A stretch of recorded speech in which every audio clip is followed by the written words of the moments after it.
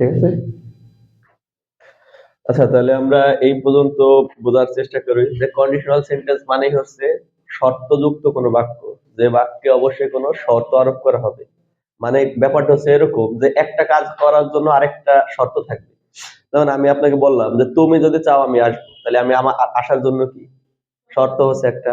আপনারা মনে করেন বললেন যে ম্যাডাম বললো যে কালকে আপনারা কি আসবেন নাকি, আপনি বললেন ম্যাডাম যদি ক্লাস হয় তাহলে আসবো, তাহলে কি আপনার আসার জন্য জরুরি কি ক্লাস হইতে হবে?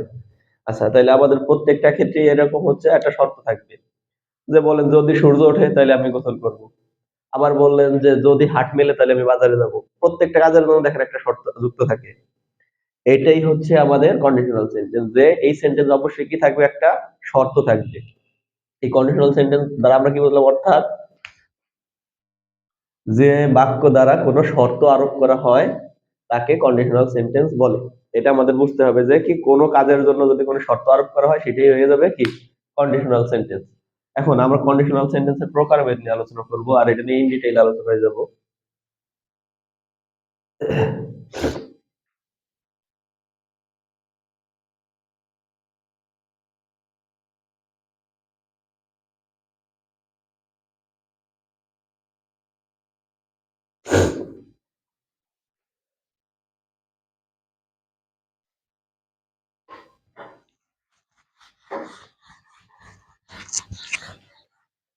এখন আসি কন্ডিশনাল সেন্টেন্সের প্রকারভেদ নিয়ে।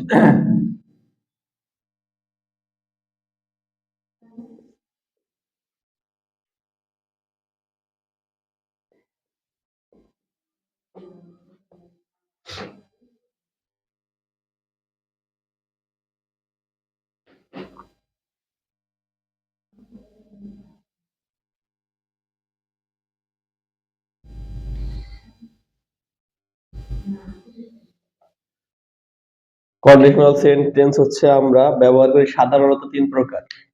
কিছু ক্ষেত্রে আরেকটা প্রকার আছে, সেটা আমি পরে আলোচনা করব, কারণ আমাদের বই খাতা যত দেখবেন বই টইতে ম্যাক্সিমাম বইতে আছে তিন প্রকার, কিন্তু আরেকটা কন্ডিশনও আছে, এটা নিয়ে আমরা একটু পরে আলোচনা করব। ওইটা না বুঝলে সমস্যা নাই, বা একটু আলোচনা করে দিলে হয়ে যাবে। আচ্ছা, কন্ডিশনাল তিন প্রকার। এক নাম্বার হচ্ছে first conditional.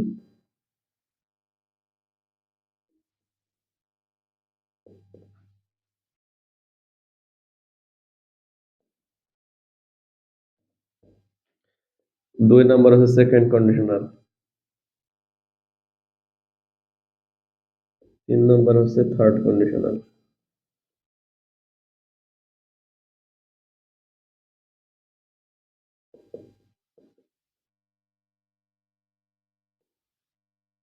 First conditional, second conditional, third conditional.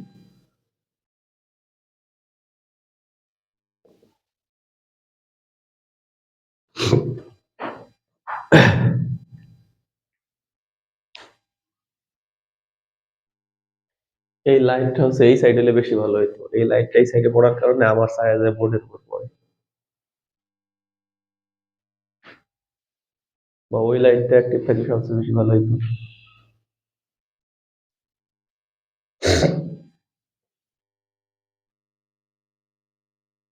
দেখেন কন্ডিশনাল সেন্টেন্স তাহলে আমরা দেখলাম কয় প্রকার, তিন প্রকার। আরেকটা কন্ডিশনাল আছে, সেটা কোনো প্রকারের বাইরে, সেটার নাম হচ্ছে জিরো কন্ডিশনাল।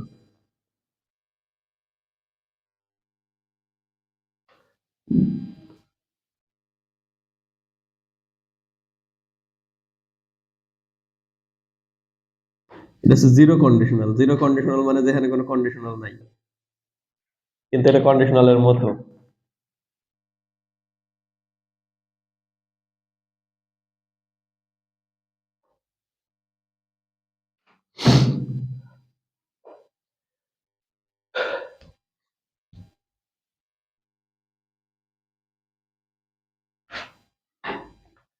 এখন দেখেন আমরা যদি প্রথমে ফার্স্ট কন্ডিশনাল নিয়ে আলোচনা করি, তাহলে আমাদের ফার্স্ট কন্ডিশনালটাকে বুঝতে হবে ফার্স্ট কন্ডিশনালটা কি। আমাদের কন্ডিশনাল সব কন্ডিশনালি অর্থগত দিক দিয়ে এক মনে হবে, যে এর সাথে থাকবে কি যদি। প্রত্যেক কন্ডিশনের সাথে কি থাকবে, যদি যুক্ত থাকবে। যদি যুক্ত থাকবে কেন, কারণ আপনি শর্ত আরোপ করার জন্য দেখেন যদি ছাড়া কিছু দিতে পারবেন। সব জায়গায় লাগে। আপনি যে কোনো একটা শর্ত আরোপ করবেন যে একটা কাজ করার জন্য আরেকটা কাজ জরুরি বা একটা কাজ করার জন্য আরেকটা কাজ করতে হবে, সেখানে আপনি যদি ছাড়া প্রশ্ন করতে পারবেন না বা সেন্টেন্স মেক করতে পারবেন না। সুতরাং আমাদের সব কন্ডিশনে একটা জিনিস কমন থাকবে, সেটা হচ্ছে ইফ। ইফটা কি থাকবে? কমন থাকবে। আচ্ছা, ইফটা কমন থাকবে। আচ্ছা, কিছু কিছু ক্ষেত্রে দেখা যাবে যদি ইফ ছাড়া কেউ যদি অর্থ প্রকাশ করতে পারে, তাকেও তাহলে আমরা কন্ডিশনাল অন্তর্ভুক্ত করে নিব। কিছু ক্ষেত্রে আপনারা মনে রাখবেন, যদি সেন্টেন্সের শুরুতে সাধারণত হেড চলে আসে, হেড চলে আসে যদি সেন্টেন্সের শুরুতে, এবং এটা যদি কোনো প্রশ্ন না করে, আমরা জানি অক্সিলারি ভার্বটা কিন্তু প্রশ্ন করা যায়। যেমন ইয়েস নো কোশ্চেন নিয়ে আমরা আলোচনা করছিলাম গত ক্লাসের আগের ক্লাসে, যে ইয়েস নো কোশ্চেন সাধারণত হয় অক্সিলারি ভার্ব দিয়ে। যেমন বললাম যে আর ইউ রহিম, তুমি কি Rahim? Had you have your meal বা had you had your meal, তুমি কি তোমার খাবার গ্রহণ করেছো? দেখেন তখন কিন্তু হ্যাড আমি প্রশ্ন করছি, কারণ এই হ্যাড এর পরে আরেকটা ভার্ব চলে আসছে। Had you had your meal মানে কি তুমি তোমার খাবার গ্রহণ করেছো, এরকম। আচ্ছা, এখন এই হ্যাডটা যদি কোনো প্রশ্ন না করে, মানে দেখলেন যে হ্যাড দিয়ে একটা সেন্টেন্স আছে কিন্তু তার শেষে প্রশ্নবোধক নাই, তার মানে বুঝতে পারি এটা একটা কন্ডিশনাল। এটা নিয়ে হেড নিয়ে আমরা একটু পরে আলোচনা করব। প্রথমত আমরা আলোচনা করব ইফ প্লাস কি। আমাদের কন্ডিশনাল এই যে তিনটা কন্ডিশনাল আমরা লিখলাম, এই তিনটা কন্ডিশনালের সবকিছুর সাথে কমন থাকবে হচ্ছে, মানে সবকিছুর আলোচ্য বিষয় হচ্ছে টেন্স নিয়ে। টেন্সের পরিবর্তন হয়ে যাবে, কন্ডিশনালের পরিবর্তন হয়ে যাবে। ব্যাপারটা বুঝতে পারছি? মানে আমাদের কন্ডিশনাল মানে হচ্ছে এটার করে থাকবে হচ্ছে আমাদের টেন্স। টেন্সের পরিবর্তনের সাথে সাথে আমাদের কন্ডিশনালের পরিবর্তন হবে। যেমন আমি যদি বলি ইফ প্লাস, ইফ এর সাথে যদি প্রেজেন্ট ইনডিফিনিট থাকে,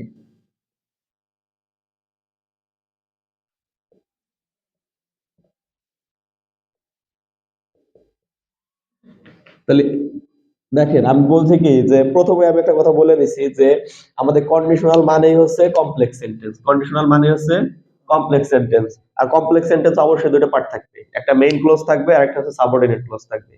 কন্ডিশনাল সেন্টেন্স মানে হচ্ছে কোন সেন্টেন্স?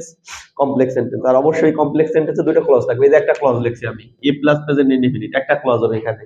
আর পরবর্তীতে যদি ইফ প্লাস প্রেজেন্ট ইনডিফিনিট থাকে, অপর পাশে যদি ফিউচার ইনডিফিনিট।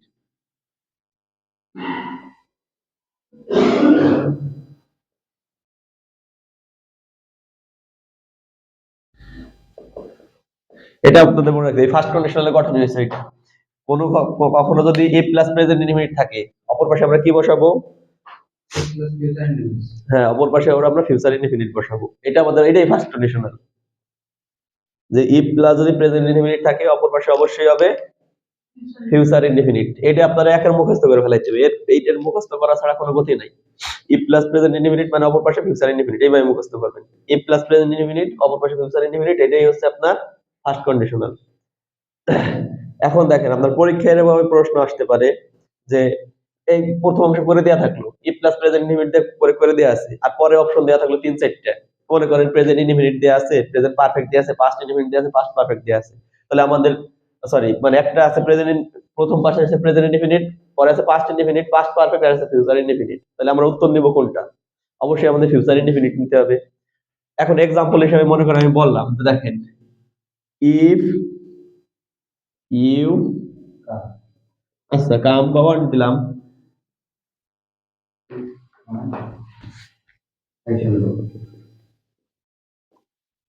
দেখেন ইফ ইউ ওয়ান্ট, যদি তুমি চাও। দেখেন তো ওই জায়গায় ইফ প্লাস কি হয়েছে? If plus present indefinite, you want, তুমি চাও। তাহলে ইফ প্লাস প্রেজেন্ট ইনডিফিনিট, আমরা জানি ইন প্রেজেন্ট ইনডিফিনিট গঠন কি? Subject plus ভিওন। তাহলে ইফ প্লাস কি আছে? প্রেজেন্ট ইনডিফিনিট হয়েছে। তাহলে অপর পাশে আমাদের কি বসবে? Future indefinite. কারণ আমরা ইফ দেখার সাথে বুঝে নেব এটা হচ্ছে একটা কন্ডিশনাল সেন্টেন্স। অবশ্যই আমাদের একটা নিয়মে করতে হবে, সেটা হচ্ছে দেখেন ইফ ইউ ওয়ান্ট, যদি তুমি চাও, আই শ্যাল গো।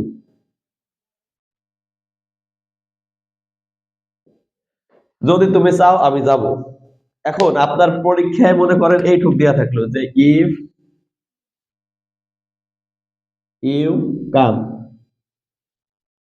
মনে করেন পরীক্ষায় এইটুক দেয়া থাকলো, আর এখানে অপশন দেয়া থাকলো চারটে, যে আই হ্যাড গান, 2 নম্বরে থাকছে আই গো, 3 নম্বরে দেয়া থাকলো মনে করেন আই আই শ্যাল গো।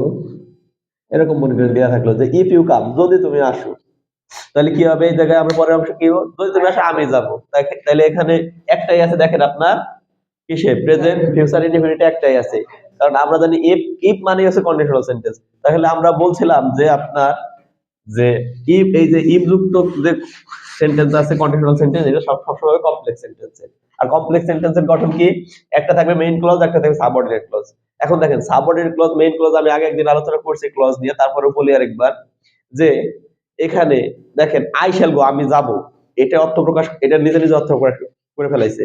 কিন্তু দেখেন তো যদি বলি ইফ ইউ ওয়ান্ট, যদি তুমি চাও, যদি তুমি চাও, আবার কি সম্পূর্ণ সেন্টেন্স শেষ হয়েছে? না, কারণ এখানে প্রশ্ন রয়ে গেছে। যদি তুমি চাও তাহলে কি, আমাদের সম্পূর্ণ মনের ভাব প্রকাশ পায়নি, কিন্তু আমাদের দেখেন তো ক্লজের মেইন জিনিস হচ্ছে ক্লজের ভিতরে অবশ্যই একটা সাবজেক্ট থাকবে, একটা ফাইনাইট ভার্ব থাকবে। দেখেন ক্লজের জায়গা আপনি ইফ বাদ দেন, এর কারণে যদি আমরা ইফ বাদ দিয়ে রাখি, ইউ ওয়ান্ট তুমি চাও, ইউ ওয়ান্ট তুমি চাও, এটা একটা এ হয়ে গেছে না, ক্লজ হয়ে গেছে, একটা সাবজেক্ট আছে, একটা ফাইনাইট ভার্ব আছে, একটা ক্লজ হয়ে গেছে। কিন্তু এখানে যখন ইফ যুক্ত করে দিলাম, দেখেন তো ইফ ইউ ওয়ান্ট, যদি তুমি চাও, তাহলে কি ও নিজের ভাব নিজে প্রকাশ করতে পারলো? পারলো না। এখন ওর প্রকাশ করার জন্য এইটুকু উচ্চারণ করা লাগবে যে আই শ্যাল গো, আমি যাব। এইটা যখন বলবো তখন হচ্ছে কি, এটার মনের ভাব প্রকাশ পাবে, সম্পূর্ণ প্রকাশ পাবে। সুতরাং ক্লজ হচ্ছে কি, যে ক্লজের কোনো সংজ্ঞা ভাবে দেওয়া যায় না।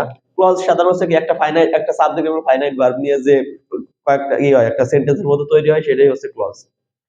ফ্রেজ পড়াইছিলাম যে ফ্রেজ হচ্ছে কি একাধিক শব্দগুচ্ছ, মানে একাধিক শব্দ যখন পাশাপাশি বসে একটা জিনিস নির্দেশ করবে, সেটাকে বলা হয় ফ্রেজ। আর ফ্রেজ আর ক্লজের ভিতরে তফাৎ হচ্ছে কি, ফ্রেজের ভিতরে আলাদা কোনো সাবজেক্ট আর ভার্ব থাকবে না, কিন্তু ক্লজের ভিতরে অবশ্যই একটা সাবজেক্ট থাকবে, একটা ফাইনাইট ভার্ব থাকবে। সুতরাং এখানে দেখেন ক্লজ হচ্ছে কি, এই যে দুইটা ক্লজ আছে, কিন্তু ক্লজ আবার প্রকারভেদে আমি যখন পড়াইছিলাম, ক্লজ হচ্ছে তিন প্রকার। প্রিন্সিপাল ক্লজ, এটার আরেকটা নাম হচ্ছে আপনার মেইন ক্লজ, তার আরেকটা নাম হচ্ছে, এটার আরেকটা নাম হচ্ছে আপনার ইন্ডিপেন্ডেন্ট ক্লজ। আর আরেকটা ক্লজ পড়াইছিলাম হচ্ছে 2 নম্বরে, সেটার নাম হচ্ছে ডিপেন্ডেন্ট ক্লজ অথবা সাবঅর্ডিনেট ক্লজ। তাহলে দেখেন এইটা আছে একটা সাবঅর্ডিনেট ক্লজ। সাবঅর্ডিনেট ক্লজ মানে কি, বা ডিপেন্ডেন্ট ক্লজ হচ্ছে যে নিজের অর্থ প্রকাশ করার জন্য আরেকজনের উপর নির্ভরশীল হবে, সেটা হচ্ছে সাবঅর্ডিনেট ক্লজ। আর প্রিন্সিপাল মানে হচ্ছে প্রধান, বা মেইন মানেই প্রধান। সুতরাং মেইন ক্লজ মানে কি, যে নিজের অর্থ নিজে প্রকাশ করতে পারবে। দেখেন তো এখানে আই শ্যাল গো, আমি যাব, শুধু এইটুকু বললে হয় না। মনে করেন একজন বেড়াইতে যাচ্ছে, আপনি বলেন আমি যাব, এই আর কোনো প্রশ্ন আছে? কিন্তু যদি বলেন যে যদি তোমরা চাও, মনে করেন কয়েকজন, কেউ খাইতেছে, 3-4 জন খাইতেছে, 3-4 জন আবার বাইরে যাওয়ার জন্য রেডি হচ্ছে, আপনি যদি বলেন যদি তোমরা চাও, তাহলে কি আপনি খাইতে বসবেন নাকি আপনি বাইরে যাবেন? এরকম কোন উত্তর আছে এখানে? না, কারণ এটা সম্পূর্ণ না, অর্থ সম্পূর্ণ না। সুতরাং যে যে ক্লজ নিজের অর্থ সম্পূর্ণ করতে পারে না, সেটাই হচ্ছে আপনার সাবঅর্ডিনেট ক্লজ বা ডিপেন্ডেন্ট ক্লজ। আর যে ক্লজ নিজের অর্থ নিজে প্রকাশ করে দিতে পারে, আর কোনো কারো হেল্প লাগে না, সেটা হচ্ছে মেইন ক্লজ বা প্রিন্সিপাল ক্লজ। প্রিন্সিপাল মানে প্রধান, ও প্রধান মানে কি, ও নিজের অর্থ নিজে প্রকাশ করতে পারবে।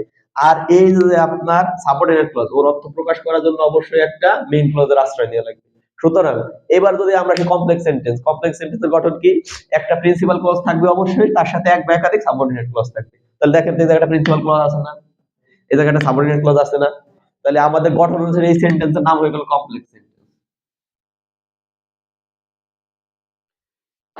গঠন অনুযায়ী সেন্টেন্সের নাম হলো কি, কমপ্লেক্স সেন্টেন্স। এরকম কোন পরীক্ষায় যদি আসে থাকে যে আপনার যে এটা কি সেন্টেন্স, তাহলে অবশ্যই বলতে হবে এটা কমপ্লেক্স সেন্টেন্স। হ্যাঁ, তাইলে এটা হচ্ছে আপনার কমপ্লেক্স সেন্টেন্স। কারণ কি, এই জায়গায় একটা প্রিন্সিপাল ক্লজ আছে, এই যে একটা প্রিন্সিপাল ক্লজ আছে, একটা সাবঅর্ডিনেট ক্লজ আছে। আর আমাদের মনে রাখতে হবে কন্ডিশনাল সেন্টেন্স মানেই হচ্ছে কি, কমপ্লেক্স সেন্টেন্স। কন্ডিশনাল সেন্টেন্স কোন সেন্টেন্সে হবে, কমপ্লেক্স সেন্টেন্সে হবে। ঠিক আছে, গঠনগত দিক দিয়ে কন্ডিশনাল সেন্টেন্স অবশ্যই কমপ্লেক্স সেন্টেন্স হবে। কারণ দেখেন আপনি ইফ যুক্ত একটা অংশ যদি দেন, ইফ যুক্ত অংশ, এটাকে বলা হয় টেন্স, আপনার ক্লজ মার্কার। এই যে ইফটা হচ্ছে একটা ক্লজ মার্কার। হ্যাঁ, ইফ থাকলেই মানে কি, ক্লজ মার্কার গুলো ইফ যেখানে থাকবে সেইটা ক্লজটাই হয়ে যাবে সাবঅর্ডিনেট ক্লজ। কারণ এখানে একটা শর্ত চলে আসলো, নিজের অর্থ নিজে প্রকাশ করতে পারবে না। কিছু যে হোয়েন আছে, সিন্স আছে, তারপরে হট আছে, হোয়েন এভার আছে, হাউ এভার আছে, এগুলো হচ্ছে ক্লজ মার্কার বলে। কোন ক্লজের আগে যদি এইটা চলে আসে, মনে করেন এরকম আমি লিখলাম যে আই আই শ্যাল গো, আমি যাব, when you call call me. তাহলে হোয়েন ইউ কল মি, তুমি যখন আমাকে ডাকবে, তাহলে তুমি যখন আমাকে ডাকবে বা ফোন করবে, দেখেন তো এই জায়গায় ইউ একটা সাবজেক্ট আছে, কল একটা কি আছে, মেইন ভার্ব আছে। তাইলে কি, ও কি নিজের অর্থ নিজে প্রকাশ করতে পারছে, হোয়েন ইউ কল মি, তুমি যখন আমাকে ডাকবে, তুমি যখন আমাকে ডাকবে তখন কি, তুমি যখন আমাকে ডাকবে তখন কি, এটা কি প্রশ্ন রয়ে গেছে না? কিন্তু আমি আই শ্যাল গো, আমি যাব, আমি যাবো, এর ভিতরে কোনো প্রশ্ন নাই। হ্যাঁ, সুতরাং এটা বলতে পারি কি যে এই জিনিসগুলো হচ্ছে সেন্টেন্সের আগে বসলে মানে ক্লজের আগে বসলে এগুলো হলো ক্লজ মার্কার। এই ক্লজ মার্কার গুলো সাধারণত কি ক্লজ তৈরি করে? ওরা হচ্ছে সাবঅর্ডিনেট বা ডিপেন্ডেন্ট ক্লজ তৈরি করে। এগুলো আগে আসা মানে কি ক্লজটারে খোঁড়া বানাই ফেলাইলো, মানে খোঁড়া বানাই ফেলাইলো বললে বললাম এই জন্য এইটা আগে আসলে মানে কি আরেকজনের কাজে যায় বসে। আচ্ছা, এইগুলো হচ্ছে আপনার এই সেন্টেন্স কমপ্লেক্স সেন্টেন্স, মানে একটা সেন্টেন্সে যদি দুটো ক্লজ, একটা মেইন ক্লজ এবং একটা সাবঅর্ডিনেট ক্লজ থাকে, এটাকে গঠনগত দিক দিয়ে এটা হচ্ছে আপনার, এটাকে তখন বলা হবে হচ্ছে কমপ্লেক্স সেন্টেন্স। এই জন্য যেহেতু দেখেন আমাদের কন্ডিশনাল সেন্টেন্স নিয়ে আলোচনা করতেছি, এই কন্ডিশনাল সেন্টেন্সের দেখেন তো তাহলে আপনার এই জায়গা কি একটাই যে একটা সাবঅর্ডিনেট ক্লজ আছে না, এই সাবঅর্ডিনেট ক্লজটা কার কাজে যায় বসছে? এই প্রিন্সিপাল ক্লজের কাজে যায় বসছে। সুতরাং এটাও গঠনগত দিক দিয়ে কমপ্লেক্স সেন্টেন্স। ঠিক আছে, তার মানে আপনার যদি প্রশ্ন আসে যে কোন সময় পরীক্ষায়, প্রতিযোগিতামূলক পরীক্ষায়, যে আপনার কন্ডিশনাল সেন্টেন্স আসছে কোন সেন্টেন্স, গঠনগত দিক দিয়ে কোন সেন্টেন্স, এটা অবশ্যই হবে কমপ্লেক্স সেন্টেন্স। কারণ এটা অবশ্যই দুইটা পার্ট থাকবে, একটা পার্ট থাকবে মেইন ক্লজ, আর একটা পার্ট থাকবে শর্ত আরোপ করার জন্য। ঠিক আছে, তাহলে আমরা হচ্ছে আমাদের আলোচনায় ফিরে আসি, মেইন যে আলোচনা আসছে। ঠিক আছে,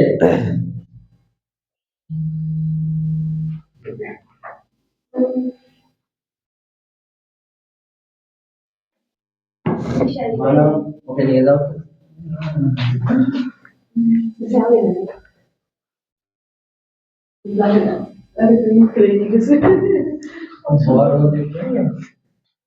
আচ্ছা, তাহলে আমাদের যে ব্যাপারটা আমরা আলোচনা করতেছিলাম যে আমাদের কন্ডিশনাল সেন্টেন্স হচ্ছে, যেটা আমরা ফার্স্ট কন্ডিশনাল নিয়ে আলোচনা করতেছিলাম, যে অবশ্যই কি থাকবে প্লাস প্রেজেন্ট ইনডিফিনিট থাকলে আমরা বাকি অংশে কি বসাবো? Future indefinite. এটা কিন্তু মুখস্থ করে ফেলাইতে হবে। ফার্স্ট কন্ডিশনাল গঠন কি আমরা কখনো যদি দেখি যে কি প্লাস প্রেজেন্ট ইনডিফিনিট আসে অপর পাশে, অবশ্যই আমরা ফিউচার ইনডিফিনিট বসাবো। ঠিক আছে, এটা হচ্ছে ফার্স্ট কন্ডিশনালের গঠন, আর কোনো কিছু নাই। এই যে অন্য প্রসঙ্গে একটা জিজ্ঞাসা আছে, বলেন বলেন বলেন। আই এর পরে শ্যালও তো ব্যবহার হয়, উইলও তো ব্যবহার হয়। না শুনেন, হ্যাঁ আগের নিয়ম যখন এই যে আমাদের আগে একদিন প্রথম ক্লাসে আমি আলোচনা করছিলাম, আমাদের প্রয়োজনে মানে মানুষের প্রয়োজনে ভাষা তৈরি হয়েছে, ভাষা তৈরির প্রয়োজনে মানুষ তৈরি হয় নাই। আর ভাষার প্রয়োজনে হচ্ছে গ্রামার তৈরি হয়েছে, গ্রামারের প্রয়োজনে ভাষা তৈরি হয় নাই। সুতরাং ভাষা যে দিক দিয়ে চলবে, গ্রামারও তার 5 মাস যাইতে হবে। এখন প্রাচীন গ্রামারিয়ানরা সেই সময় তারা বলছিল যে কি যে শ্যাল নির্দিষ্ট, আর পরে শ্যাল নির্দিষ্ট, আর উইল হচ্ছে অন্য সবার পরে, অন্য সব পার্সনের পরে। কিন্তু বর্তমান সময়ে গ্রামারিয়ানরা বলে সব জায়গায় উইল ব্যবহার করা যাবে। সুতরাং আর পরে উইলও ব্যবহার করতে পারবেন, শ্যালও ব্যবহার করতে পারবেন, এটা ইচ্ছার উপর নির্ভর করে।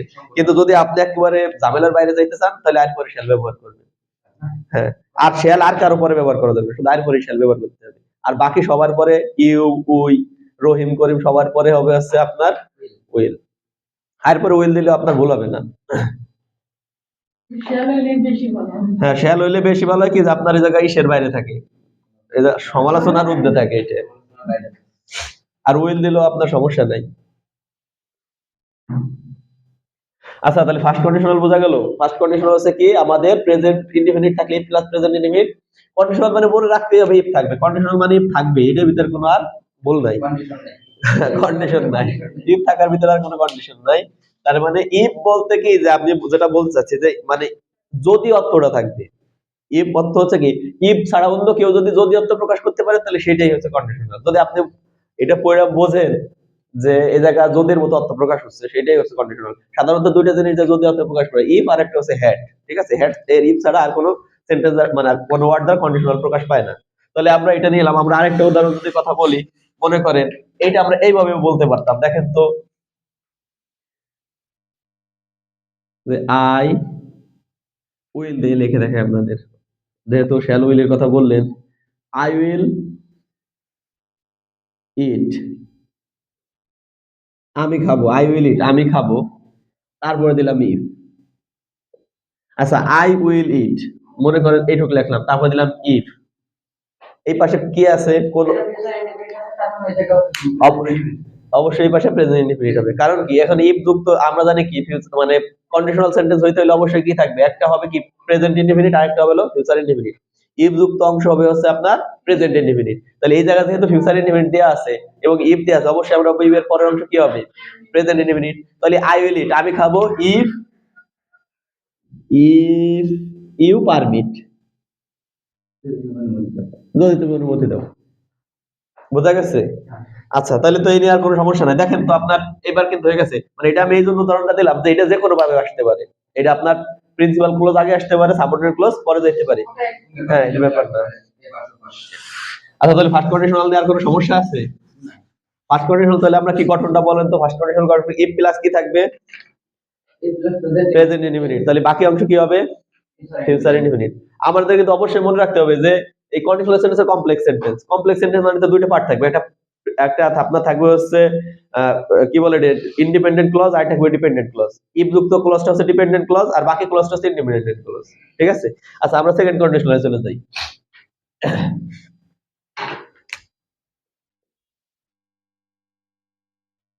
দেখেন সেকেন্ড কন্ডিশনাল দিয়ে যদি আমরা বলি, এখানে সেকেন্ড কন্ডিশনালের গঠনটা আমি লিখে ফেলাই।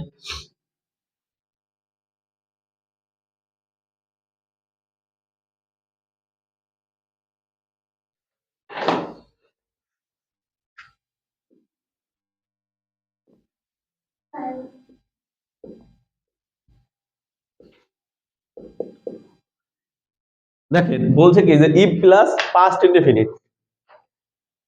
বলছি না যে আপনাদের এই কন্ডিশনাল সেন্টেন্স মানে হচ্ছে কি টেন্সের পরিবর্তন। কন্ডিশনাল সেন্টেন্সের সম্পর্ক থাকবেই অবশ্যই টেন্সের সাথে। টেন্সের পরিবর্তন হলে আপনার কন্ডিশনালেরও পরিবর্তন হয়ে যাবে। আপনি একটু দেখেন মন দিয়ে, বাসায় যায় ওই যে ভিডিও থেকে লিখে নিন। তাহলে ইফ প্লাস পাস্ট ইনডেফিনিট থাকবে হচ্ছে কোন কন্ডিশনালে? সেকেন্ড কন্ডিশনালে। এবার বাকি অংশ আমরা বসাবো ফার্স্ট কন্ডিশনাল।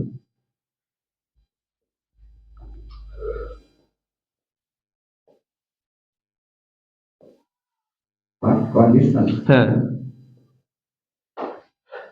তাহলে ইফ প্লাস পাস্ট ইনডেফিনিট হলে আমরা বাকি অংশ বসাবো পাস্ট কন্ডিশনাল। এখন পাস্ট কন্ডিশনাল জিনিসটা কি, এটা দিয়ে আমাদের জানতে হবে। এখন পাস্ট কন্ডিশনাল হচ্ছে দেখেন subject plus would could might plus been. ঠিক আছে? তাহলে আমাদের দেখেন এই জায়গায় পাস্ট কন্ডিশনাল জিনিসটা কি? সাবজেক্ট প্লাস, সাবজেক্ট অবশ্যই থাকবে। সাবজেক্ট ছাড়া তো আমরা জানি কোনো কি হবে না, ক্লজই হবে না। হ্যাঁ, মডেল অক্সিলারি পাস্ট ফর্ম বলা যেতে পারে যে subject plus would could might plus been. আমরা জানি কি, আমি আপনাদের আগেই বলে দিছি যে আমাদের অবশ্যই যদি কোনো কি হয়, কি বলে, মডেল অক্সিলারি আসে তারপর অবশ্যই বিয়ন বসবে। মডেল অক্সিলারি পরে সর্বদা কি বসবে? বিয়ন। যদি কোনো মডেল অক্সিলারি আসে যে আপনার shall, should, may, might, can, could, will, would, এগুলো যে কোনো মডেল অক্সিলারি আসে তারপর সবসময় বিয়ন বসবে, এছাড়া কিছুই বসবে না।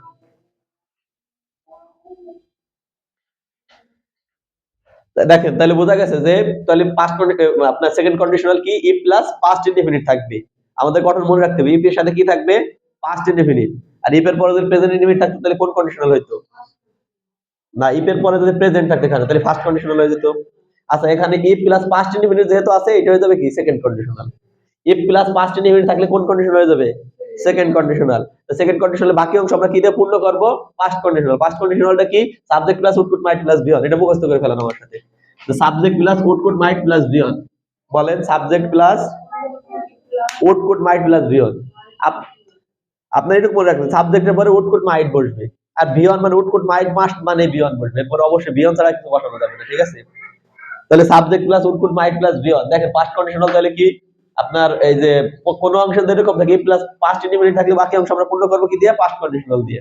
পাস্ট কন্ডিশনালটা হচ্ছে কি subject plus would could might plus been. Subject plus would could might plus been, এটা হয়ে গেল আমাদের পাস্ট কন্ডিশনাল। এবার আমরা যদি উদাহরণটা দেখেন, মনে করেন বললাম ইফ ইউ কল্ড মি। আপনারা একটা জিনিস অবশ্যই মনে রাখবেন, যে কোনো জায়গায় যদি প্রথম অংশে যদি আপনার সাবঅর্ডিনেট ক্লজ চলে আসে তাহলে ক্লজের পর অবশ্যই কমা বসবে। ঠিক আছে? যদি প্রিন্সিপাল ক্লজ দিয়ে আমরা লেখা শুরু করি তাহলে আর কমা হবে না, কিন্তু সাবঅর্ডিনেট ক্লজ যদি প্রথম অংশে থাকে তাহলে হচ্ছে আমাদের কমা বই দিয়ে পরের অংশ লিখতে হবে। আচ্ছা, ইফ ইউ কল্ড মি, যদি তুমি আমাকে ডাকতে বা তুমি আমাকে ফোন করতে। আচ্ছা, তাহলে বললাম যে আপনি বললেন যে মনে করেন যে আপনার বন্ধুর কালকে একটা খুব অসুস্থ ছিল রাত্রে। এখন আপনি বললেন কি যে যদি তুমি ফোন দিতে তাহলে আমি যাইতে পারতাম বা যাইতাম। যদি তুমি আমাকে কল দিতে তাহলে কি আমি যাই না যাইতাম?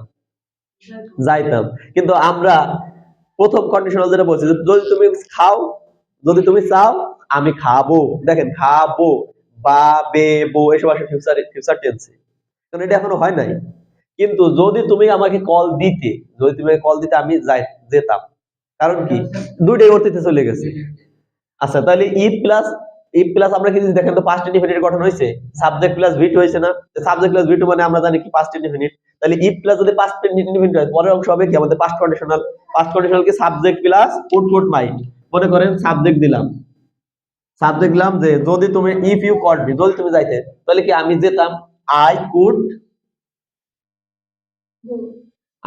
অথবা I might, am I might, should হইতে পারে, এখানে শুড দিলে হবে, ঠিক আছে।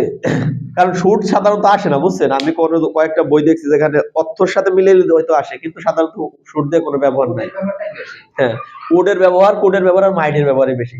যেমন বলি যে ইফ ইউ কল মি, যদি তুমি আমাকে ফোন দিতে, এখন তাহলে কি যে আই কুড গো, মানে কি আমি যেতাম, আর আই মাইট গো মানে আমি অবশ্যই যেতাম। মাইট দ্বারা সাধারণত আমাদের কোনো কিছুর একটা চাপ প্রয়োগ করা বোঝায়, মানে এটার বলা হয় এক্সাজারেশন বলে। তাহলে দেখেন ইফ ইউ কল মি, যদি তুমি আমাকে ডাকতে, আই কুড গো অথবা I mite go. I could go আমি যেতাম, তাহলে দেখেন তো এটা কি হয়েছে, সাবজেক্ট আসছে, উড কুড মাইটের যে কোনো একটা আসছে, উড অথবা কুড অথবা মাইট যে কোনো একটা আসবে, তারপরে প্লাস বিয়ন। বিয়ন দিলাম কেন, কারণ আমরা জানি কি সর্বদা হচ্ছে কি মডেল অক্সিলারির পরে কি বসে, বিয়ন বসে। তাহলে কুডটাকে একটা মডেল অক্সিলারি, এজন্য এরপর অবশ্যই আমরা কি বসাবো, বিয়ন বসাবো। এখন এইটা দেখেন এইভাবেও আসতে পারতো, লিখে নেন।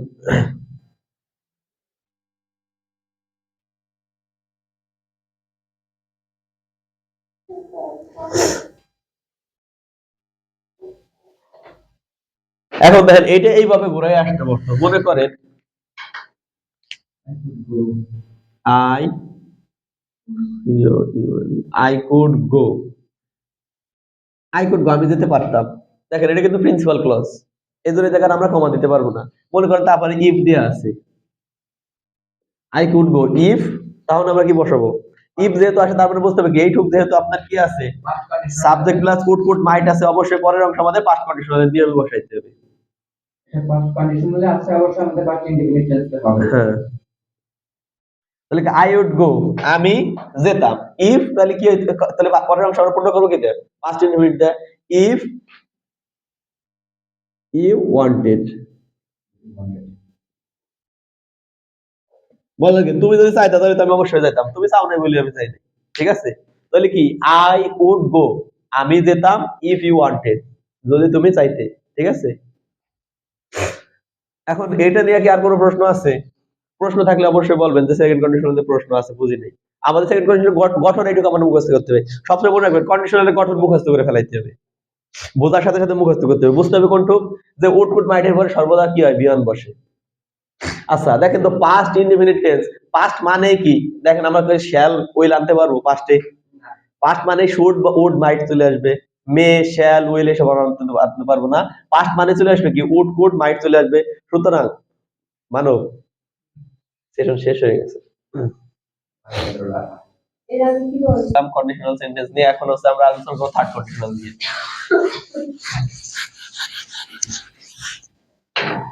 থার্ড কন্ডিশনাল গঠনটা আমি লিখে ফেলাই। থার্ড কন্ডিশনালের গঠন হচ্ছে সাব ইফ প্লাস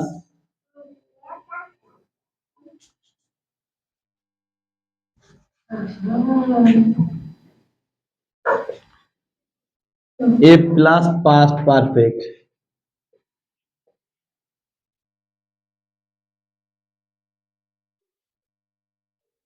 দেখেন ইফ প্লাস পাস্ট পারফেক্ট,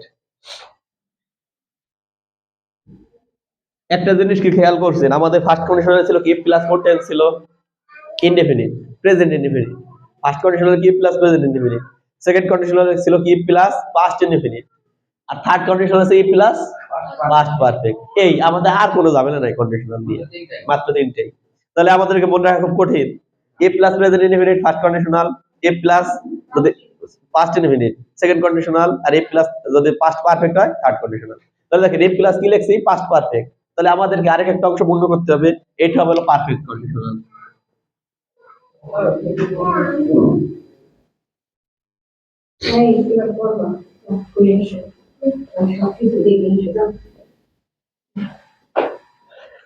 দেখেন তাহলে আমাদের এবার পারফেক্ট কন্ডিশনালটা কি এটা আমাদের মনে রাখতে হবে।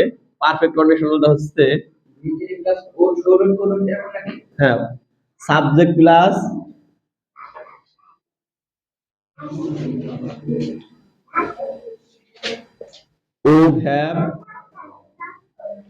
would have অথবা might have plus V3।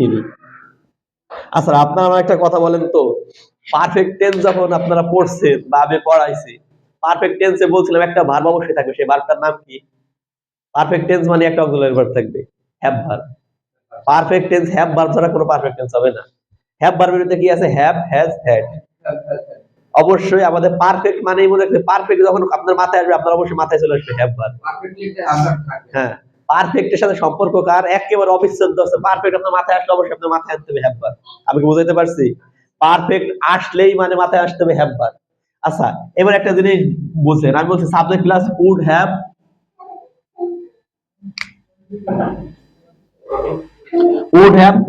might have, subject plus would have might have।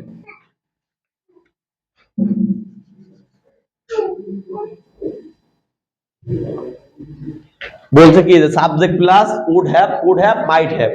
আচ্ছা আপনি দেখেন তো আমরা সেকেন্ড কন্ডিশনে পড়ছিলাম কি subject would could might plus be on। আচ্ছা আমি আরেকটা কথা বলছিলাম আপনাদেরকে মনে আছে নাকি? মডেল অক্সিলারি যা আছে shall should will would may might তারপরে কি বসে? আমরা be on বসে। তাহলে কি সাবজেক্ট আমরা যখন would বসাবো তাহলে কি হ্যাড বসাইতে পারবো না? would এর পরে have হবে, ওদের পরে অবশ্যই হ্যাভ হবে। কেন? উডটা হচ্ছে আপনার মডেল অক্সিলারি, এরপর তো আমরা হ্যাভ তো একটা ভার্ব হিসেবে যদি বসাই তাহলে হ্যাড বসাইতে পারবো না, কারণ মডেল অক্সিলারি পরে ভার্ব বসাইলে তার বেস ফর্ম বসাইতে হবে। তার মানে হ্যাভ ভার্বের বেস ফর্ম হচ্ছে হ্যাভ, হ্যাড বা হ্যাজ বসানো যাবে না।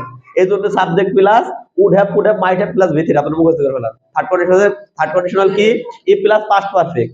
থার্ড কন্ডিশনাল হ্যাঁ ভি3। আর হ্যাভ মানেই হচ্ছে কি আপনাদের আমি বলছি জগতের যে জায়গায় যান হ্যাভ এর পর অবশ্যই ভি3 হবে।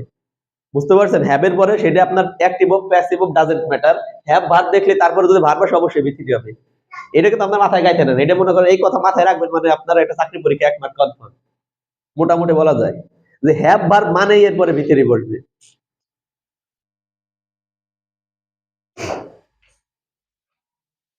হ্যাভ ভার্ব যেখানে আসুক মনে রাখবেন হ্যাভ ভার্ব প্লাস ভি3, তাতে হ্যাভ হ্যাজ হ্যাড যেটাই আসুক।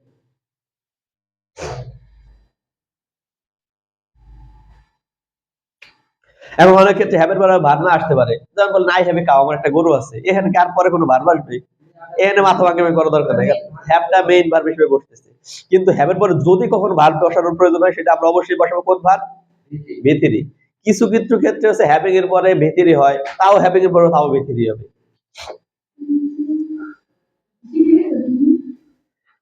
আচ্ছা তাহলে এটা কি আমাদের মুখস্থ হয়েছে বা লেখা হয়েছে? এটা কি পারফেক্ট মানে পারফেক্ট কন্ডিশনাল কি?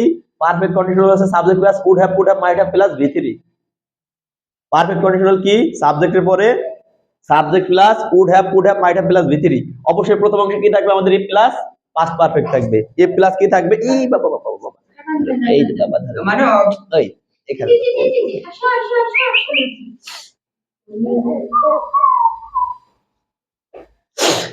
তাহলে হচ্ছে দেখেন কি হবে? ই প্লাস পাস্ট পারফেক্ট থাকবে কোন কন্ডিশনালে? থার্ড কন্ডিশনালে। আর পাস্ট ই প্লাস যদি পাস্ট ইনডিফিনিট হয়ে যেত কোন কন্ডিশনাল হইতো?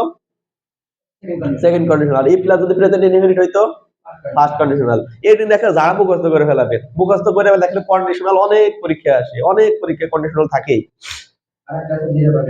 হ্যাঁ তাহলে দেখেন এটা আমাদের কি হইলো যে ই প্লাস পাস্ট পারফেক্ট হলো অংশ হবে past conditional, sorry perfect conditional. Perfect conditional মানে কি? Subject plus would have might have. Perfect tense গঠন করার জন্য হ্যাভ ভার্ব অবশ্যই আসবে, হ্যাভ ভার্ব প্লাস ভি3 আসবে। আর কন্ডিশনালের জন্য আনলাম কি? উড কুড মাইট একটা আনলাম। আর পারফেক্টের জন্য আনলাম হ্যাভ প্লাস ভি3। এর ভিতরে আর কোনো সমস্যা নাই। আচ্ছা এবার মনে করেন আমি এক্সাম্পল দিলাম, এরকম মনে হয় if you had called me. আচ্ছা বললাম কি if you had called me. দেখেন তো ইউ হ্যাড কল্ড, তাহলে কি সাবজেক্ট আছে, তারপরে কি হ্যাঁ হ্যাড আছে আর হচ্ছে ভি3 আছে। আমরা জানি প্রেজেন্ট পারফেক্টের গঠন হচ্ছে সাবজেক্ট প্লাস হ্যাভ হ্যাজ তারপরে ভি3, আর পাস্ট পারফেক্টের গঠন হচ্ছে কি সাবজেক্ট প্লাস হ্যাড প্লাস ভি3। তাহলে দেখেন ইফ আছে, সাবজেক্ট আছে, হেড আছে, ভিতরি আছে, ঠিক আছে? তো দেখেন সাবজেক্ট আছে প্লাস হেড আছে, ভিতরি আছে, তার মানে এটা অবশ্যই আমরা বুঝে ফেলবো এটা কোন টেন্স, না পাস্ট পারফেক্ট। কারণ এটাকে হেড আছে, হ্যাভ থাকলে প্রেজেন্ট পারফেক্ট হয়ে যায়, তো হেড থাকলে পাস্ট পারফেক্ট, এর সাথে আছে কি ইফ আছে, ইফ থাকলে আমরা বুঝবো এটা কি সেন্টেন্স, অবশ্যই এটা কন্ডিশনাল হয়ে যাবে। তাহলে কি যে if you had called me, যদি তুমি আমাকে ডাকতে, যদি তুমি আমাকে ডাকতে, তাহলে কি হইতো? মনে করেন আমি যেতে পারতাম, যদি তুমি আমাকে ডাকতে আমি যেতে পারতাম, তাহলে কি যে আই ডব্লিউ উড হ্যাভ গান, যে তুমি যদি আমাকে ডাকতে, if you had called me, যদি তুমি আমাকে ডাকতে আমি যেতে পারতাম, তাহলে কি যে আই উড হ্যাভ গান। এখন মনে করেন এই এই জায়গা আসলো যে আই মাইট হ্যাভ গিভেন মানি, এই পর্যন্ত মনে করেন আছে। এখন বাকি অংশ আপনার পূর্ণ করতে হবে। আই মাইট হ্যাভ গিভেন মানি, মনে করেন আপনার একটা বন্ধু বললো যে দোস্ত কালকে যে কি বিপদে পড়ছিলাম, হ্যাঁ ইফ ইউ হ্যাভ না, তাহলে হবে ইফ ইউ হ্যাড। আচ্ছা তাহলে I might have given money, দেখেন এই জায়গায় কি আছে, আমরা জানি কি would have, could have, might have plus V three, তাহলে দেখেন উড হ্যাভ আছে এবং ভিথিরি আছে, তার মানে এটা আমরা বুঝলাম কি এইটুক দেখলে আমরা বুঝবো কোন কন্ডিশন আছে, থার্ড কন্ডিশনাল নিয়মে পড়ছে। বাকি অংশ আমরা পূর্ণ করবো কি দিয়ে, ইফ প্লাস পাস্ট পারফেক্ট দিয়ে। তাহলে কি যে আই মাইট হ্যাভ গিভেন মানি, আমি অবশ্যই টাকা দিতাম কি, if if you had called me, বা if you had begged, if you had called me। দেখেন তাহলে ইউটা আসলো কি subject, subject plus had plus V three আসলে আমরা বুঝবো কোন টেন্স আছে, পাস্ট পারফেক্ট। তাই ইফ প্লাস পাস্ট পারফেক্ট হওয়া মানে হচ্ছে কি থার্ড কন্ডিশনাল, আমরা বাকি অংশ কি করব, থার্ড কন্ডিশনাল নিয়মে করব। থার্ড কন্ডিশনালের বাকি অংশ কি বসে, subject plus would have, could have, might have plus ভিতরি। আচ্ছা মাইট হ্যাভ আমরা কখন ব্যবহার করি, যখন আমরা কোনো কিছু অবশ্যই অর্থ ব্যবহার করি, এরকম যে আমি অবশ্যই যাইতাম, আমি অবশ্যই খেতাম, আমি অবশ্যই করতাম, তখন মাইট বসে। কিন্তু যখন স্বাভাবিক অর্থে বসে তখন উড আর কুড দিয়ে করা যায়। দেখেন এই জায়গায় আমরা করতে পারি যে আই কুড হ্যাভ গিভেন মানি, আমি টাকা দিতে পারতাম, আই উড হ্যাভ গিভেন মানি, আমি টাকা দিতে পারতাম, কিন্তু মাইট যখন দিতেন আমি অবশ্যই টাকা দিতে পারতাম, বা আমি অবশ্যই টাকা দিতাম। এই হয়ে গেল আমার, দেখেন কন্ডিশনালের মূল যে তিনটা কন্ডিশনাল এই আমাদের শেষ হয়ে গেল। আচ্ছা এখানে কারো প্রশ্ন থাকলে অবশ্যই প্রশ্ন করবেন, অনলাইনে যারা আছেন তারা অবশ্যই আনমিউট করে প্রশ্ন করবেন, কিছু বোঝার বাকি থাকলে প্রশ্ন করবেন, কন্ডিশনাল নিয়ে যাবতীয় যে কোনো প্রশ্ন থাকলে প্রশ্ন করবেন। আচ্ছা জুবে যারা আছেন তারা একটু রেসপন্স করেন।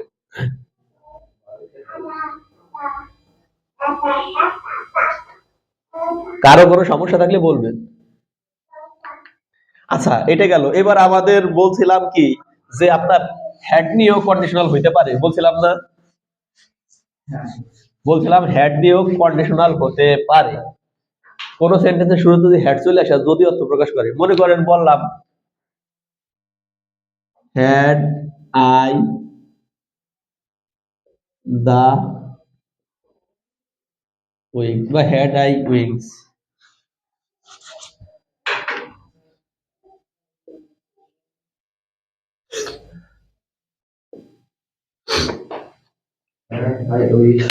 উইংস উইংস WINGS, উইংস এর পাখা পাখা। আচ্ছা হ্যাড আই উইংস, যদি আমার পাখা থাকতো, এই হ্যাড আগে চলে আসা মানে কি, যদি অর্থ প্রকাশ করবে, হ্যাড আগে চলে আসা মানে কি, যদি অর্থ প্রকাশ করবে। আচ্ছা আমরা দেখেন এই কথাটা এরকম লিখতে পারতাম না, I I had wings, I had wings মানে কি, আমার পাখা ছিল, আই হ্যাড উইংস মানে আমার পাখা ছিল। আচ্ছা এটা কোন টেন্সে পড়ছে দেখেন তো আপনি আমার বলেন তো,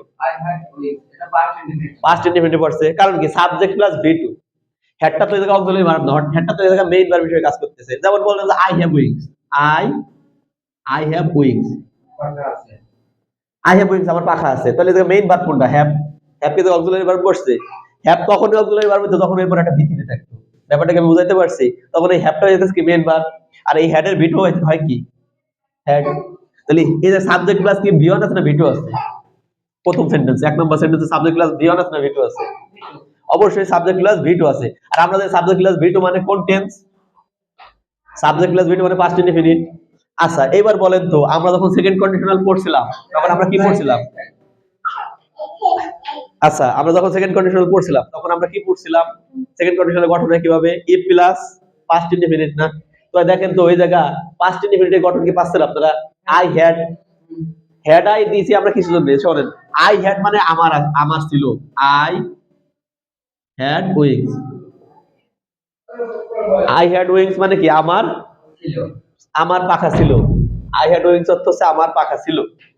আচ্ছা, এই যে হেডটা যদি আমার আগে নিয়ে আসে তাহলে অর্থ চলে আসে কি? যদি আমার পাখা থাকতো। তাহলে হেডটা আগে আনার এর অর্থ হয়ে গেল কি? যদি। আচ্ছা, এরপর কি আর কোনো ভিতরি আছে? আচ্ছা, হেডটা মানে কি? ভিটু না? তো সাবজেক্ট প্লাস ভিটু মানে পাস্ট ইনডিফিনিট। আচ্ছা, আমরা পাস্ট ইনডিফিনিটের সাথে কোন কন্ডিশনালে আমরা সম্পর্ক পাই? না, সেকেন্ড কন্ডিশনালে। সেকেন্ড কন্ডিশন, তাহলে আমাদের বাকি অংশ সেকেন্ড কন্ডিশনালে নিয়মে বসাইতে হবে। ব্যাপারটাকে আমি বুঝাইতে পারছি? হেড যদি কোন সেন্টেন্সের শুরুতে থাকে তাহলে আমাদের কোন কন্ডিশনাল হয়ে যাবে? Second conditional. তাহলে কি? হ্যাড আই উইংস, যদি আমার পাখা থাকতো তাহলে কি? আই উড ফ্লাই বা I could fly. I could fly in the sky বা যা দেন।